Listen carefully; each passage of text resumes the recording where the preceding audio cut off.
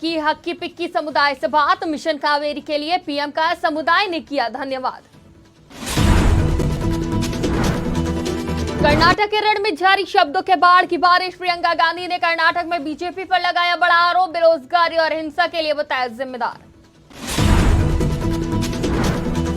विदेश मंत्री एस जयशंकर का राहुल पर बड़ा तंज। चीनी राजदूत से क्लास लेने का लगाया आरोप। 36 साल बाद नौसेना से रिटायर हुआ आईएनएस मगर कोविड काल में 4000 भारतीयों को स्वदेश लाया था लैंडिंग पोत। नमस्कार, आज की खबर में आपका स्वागत है। मैं हूं आपके साथ शिखा मेहरोत्रा। शुरुआत करते हैं आज की बड़ी खबरों की। प्रधानमंत्री नरेंद्र मोदी ने रविवार को शिवमोगा में हक्की पिक्की जनजाति समुदाय के उन सदस्यों के साथ बातचीत की जिनको ऑपरेशन कावेरी के तहत संघर्षग्रस्त सूडान से निकाला गया था। बता दें कि सूडान से भारतीयों की सुरक्षित निकासी के लिए सरकार द्वारा उठाए गए कदम की हक्की पिक्की जनजाति समुदाय के सदस्यों ने सराहना की और कहा कि डबल इंजन की सरकार में ट्रिपल इंजन की ताकत है। मणिपुर में उठी हिंसा की आग के पीछे साजिश का पर्दाफाश हो गया है।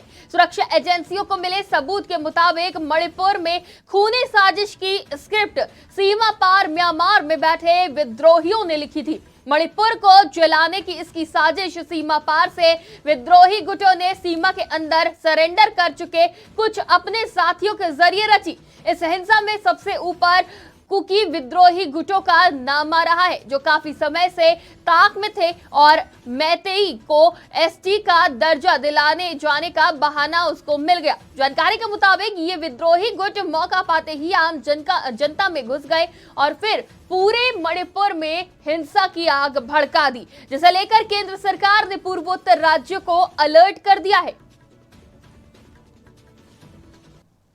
भारतीय नौसेना की सबसे पुरानी लैंडिंग पोत आईएनएस मगर आज रिटायर हो गया। नौसेना में 36 साल का उत्कृष्ट सेवा के बाद शनिवार को इस पोत को सेवा मुक्त कर दिया गया। नौसेना बेस में आयोजित सूर्यास्त समारोह में कमांडर हेमंत वी सालुंखे की कमान में पोत को सेवा मुक्त किया गया। इसे 16 नवंबर 1984 को लॉन्च किया गया था और 18 जुलाई 1987 को गार्डन रीच शिपयार्ड एवं इंजीनियर्स लिमिटेड कोलकाता में सेवा में शामिल किया गया था। आईएनएस मगर ने समुद्र सेतु समेत कई अभियानों, अभ्यासों और सैन्य मिशनों में भाग लिया है। यह लैंडिंग पोत कोविड-19 महामारी के दौरान दुनिया के तमाम देशों से 4000 से अधिक भारतीयों को स्वदेश वापस लाने के अभियान में भी शामिल था।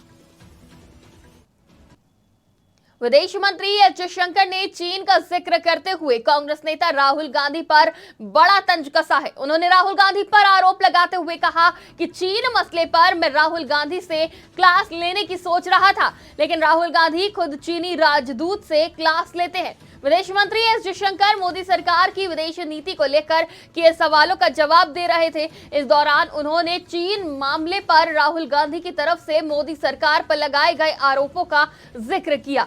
विदेश मंत्री डोकलाम संकट के दौरान भारत में चीन के राजदूत के साथ राहुल गांधी की मुलाकात का जिक्र किया। साथ ही कहा कि राजनीति में सब कुछ राजनीतिक होता है, लेकिन कुछ मुद्दों पर हमारी सामूहिक जिम्मेदारी होनी चाहिए। कर्नाटक चुनाव में प्रचार अभियान के लिए बीजेपी पूरी ताकत के साथ जुटी है। एक तरफ पार्टी के पावरफुल नेताओं से लेकर स्टार प्रचारक मैदान में उतरे हैं, तो वहीं अब बीजेपी के लिए सहयोगी नेताओं ने कमर कस ली है। कर्नाटक के मैदान में बीजेपी की ओर से महाराष्ट्र के मुख्यमंत्री एकनाथ शिंदे भी उतर रहे हैं, जो जल्द ही कर्नाटक में बीजेपी के लिए चुनाव प्रचार करते नजर आएंगे। सोमवार को एकनाथ शिंदे कर्नाटक पहुंचेंगे और भाजपा के 2 रोड शो में शामिल होंगे।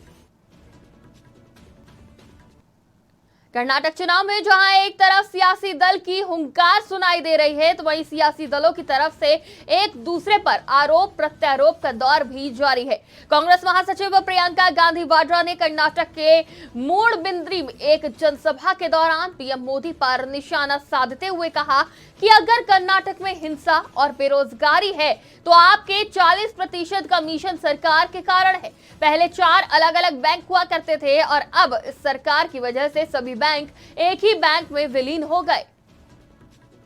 प्रधानमंत्री जी, अगर कर्नाटका में आतंक है तो बेरोजगारी का आतंक है कि 2.5 लाख सरकारी पद आपकी सरकार ने खाली रखे हैं और यहाँ शिक्षित से शिक्षित नौजवान को रोजगार नहीं मिल रहा है।